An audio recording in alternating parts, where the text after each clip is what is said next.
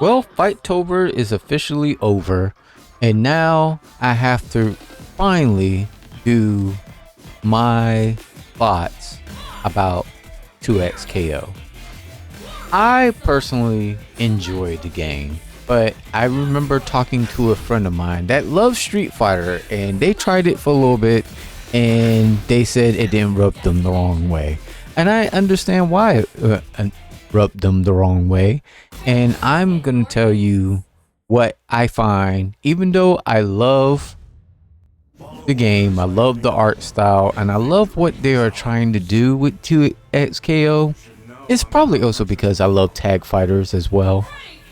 I'm going to talk about 5 things in particular that 2XKO needs to work on.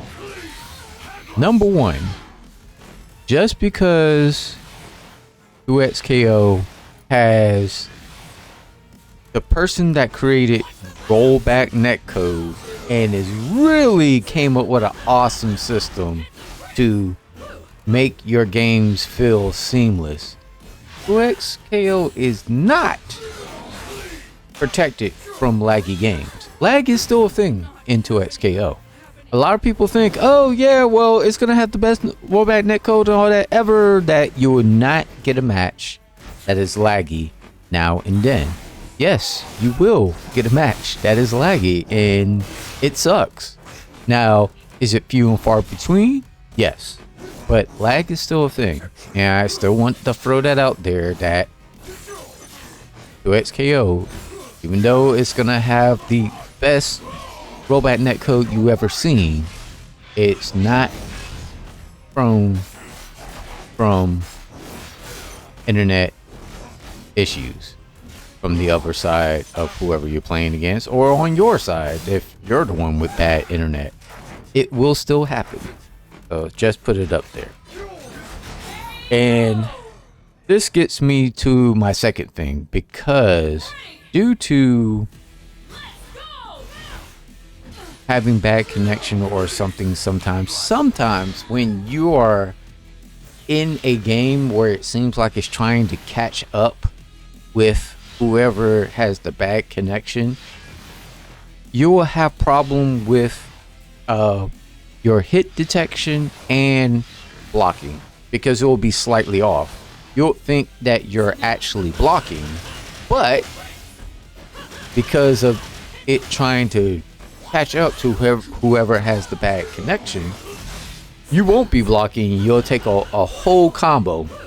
In essence, also in the other way, where you would be playing and fighting against someone, and you'll do a combo that you've done like 10,000 times, but because of some weird reason, your combo will drop. And it's like, wait, what happened there? It should have connected and it didn't, and it'll give advantage to your opponent. So that's another like unfortunate thing that happens in the game too. And it's quite frustrating, especially for a fighting game where you're slightly competitive in. Now, number 3, and this is a really big pet peeve of mine, because if any of you know me, or if you don't know me, I really hate battle passes. And I understand 2XKO is a free-to-play game. I get that. But this one really irked me. And I'm like, guys, you could have took tips from other companies, but instead you did this, and that just tells me that y'all just want money. And that is, they hid a stage behind the battle pass. Not the free battle pass. If it was the free battle pass, I'd be okay with it. But they hid it behind the premium battle pass. And what's even sadder is you can earn in-game credits. You can't buy this stage with the in-game credits. It just says behind the battle pass. And I'm like, that's really a bad practice, guys. Because there are going to be people like myself, even though I could pump money in it, but I choose not to, because a lot of times for me, if you're gonna make a free-to-play game, I want to see how much is free to play and how much is limited behind the paywall. And putting a stage behind a premium battle pass, that tells me you really don't understand the type of players that you're gonna have. You understand that there's some players that are gonna throw money at you, but there's gonna be other players that are new and maybe don't want to throw money at it, and they want to feel rewarded. And that free battle pass really doesn't really give you. And what they could have done, like I said, they could have learned from other games. What was that game I was playing for a while? Where they'll do is, okay, in the premium battle pass, you'll get it immediately. But in the free battle pass, you have to get it like at level 75 or something like that, and you can get the stage. If they did something like that, I think I wouldn't talk as much about it. But since they didn't do that and they hid it behind the battle pass, that just leaves a bad taste in a lot of people's mouths. Even my buddy that I was talking to, it was like, yeah, I understand it's a free to play game, but if you're willing to do that behind the battle pass, who's gonna say you're gonna start hiding other stuff behind the battle pass just to try to force people to pay money into the game? Right. Which leads me to number 4. The pricing in the game is stupid. It really is. Like $100 for everything? Okay. So we're just now in an era where it's like, look, it's $100 or more for a game regardless, and you can get what you need. And to me, that's not okay, especially for a fighting game that's still in early access. Like, it's out of beta now, it's in early access, and not everything is quite fixed in the game. Trust me, there are some characters that need to be patched. Timu. I hate that character, but there are some things that still needs to be fixed. And if you ask me, the game is not complete, because if you're gonna charge that much for this game and you plan to release this on consoles and all you have is online modes, nothing offline. Of course, you know me, I want something offline, but all you really have is casual and ranked. You don't have other modes for people to play, which is my number 5. This 2XKO needs other modes for people to play, not just casual and ranked all the time. You need some extra content. You need an arcade mode where people can just blow through. You need a story mode, and you need a big bad, which I'm curious if they're going to do either Victor or Jace as a big bad, or somebody else. I just wonder who would be like a boss level type character. Right now it feels like Timu. Hate that character. But anyways, who would be a big bad in a League of Legends fighting game? I'd like to know your thoughts in the comments. But yeah, so that's the other problem I see with this game. Everybody claims this game is the future, and it is the future when it comes to rollback netcode. But for other things, I am really kind of worried about the state of the game. Now, don't get me wrong, Riot Games got me. I play this game at least 2 hours a day. I go ahead and grind my credits and all of that, and you know, I'm trying out different characters and playing out. And even though this game is very simple and easy for anyone to play, due to the control scheme, this is a very complex game with a lot of mechanics to it. So easy to pick up, hard to master. And a part of me kind of likes that. And I love the fuses in the game, where, you know, you can choose what fits your playstyle, even though I'm starting to learn that certain fuses work with certain teams as well. So let's keep that in mind too. Don't just stick with one fuse. Try out other fuses, because it might fit better for a certain team that you're playing with. But I like 2XKO. Like I said, I love the music. The people that they're getting for the music production and all that. As much as I hate Timu, love his theme song. His theme song is awesome. And some of the other music in the game is awesome. Like, I love Annihilator's Reach Yeah, I don't know why I love the Noxians in the game.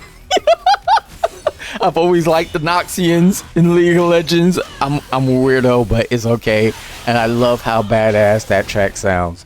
But I love the music in the game. I love the art style. I love the attention to detail that they've had with throwing in the story. And, you know, certain characters, they have the relationship, certain characters have it. And I like that it's something different in the fighting space. So I really do like the game, but it's not perfect, and they need to find a little bit of polish or tweak it a little bit to make it a little bit more palatable to everyone. But as of right now, you know, even though I'm playing it a lot, if I was a younger guy that didn't have that much money and all that, I would feel like, even though the gameplay and all that is solid, I would feel like all Riot Games want from me in this game is money, because you're not really rewarding the free-to-play players. Who you're rewarding is the people that buy into the game, and that's kind of sad. It has to have a balance. It has to have a balance between the premium players and the free-to-play players that basically keep the game alive. But right, I know nothing, right? Yeah, I don't know what I'm talking about, but whatever. But yeah, it's a struggle. I'm looking at it, and I like the little things that they did with the champion masteries, and it's like, oh, with the champion masteries you can get these little things. But even with the champion masteries, you have to pay for the thing with the in-game credits, which, let me get to that really quick. The in-game credits. Now, this was like this on beta. I thought they was going to fix it in early access, but they haven't fixed it. So you can earn a maximum of 12,000 in-game credits. That is your cap. And then after that cap, you have to start spending. So if you're like someone like me, like sits there maybe like on the weekend and put more than 2 hours, and you start doing like a long session of like 5 to 6 or even 8 hours in a game, you can hit that 12,000 fairly quickly with matches and raise up your battle pass and everything. But you don't get refunded any credits that you go over in any of that. So they kind of want you to be checking those free credits like a madman and be like, all right, I need to spend it on this, I need to spend it on that. Okay, I need to do this, I need to do that. And I don't like that the cap is 12,000. Like someone like myself, I like to like just grind and start stacking what I have, and then eventually maybe after a month of play, I'll be like, all right, time for me to get stuff. And you can't really do that with this game, because also with the in-game credits, a lot of the stuff is very, very expensive. Like, okay, you'll have a few things that cost 1,000 in-game credits, but majority of it is like 5, 7, 10,000. Like I said, they want you to go back and forth like a madman to check your in-game credits and to buy stuff. And it's kind of really, really bad. And my buddy made that mention too. It's like, look, it looks like a cool fighting game, but I'm not gonna play it past this point because we can see the cash grab. And that's the problem. A lot of people are going to get turned away from this game because they see the cash grab, and there's no balance. Like I said before, you got to balance it out between your premium players and your free-to-play players. But all right, guys, that's my 5 things that 2XKO really needs to fix when it goes to full feature and not early access. Until next time, guys, peace, love, the gaming, my friends.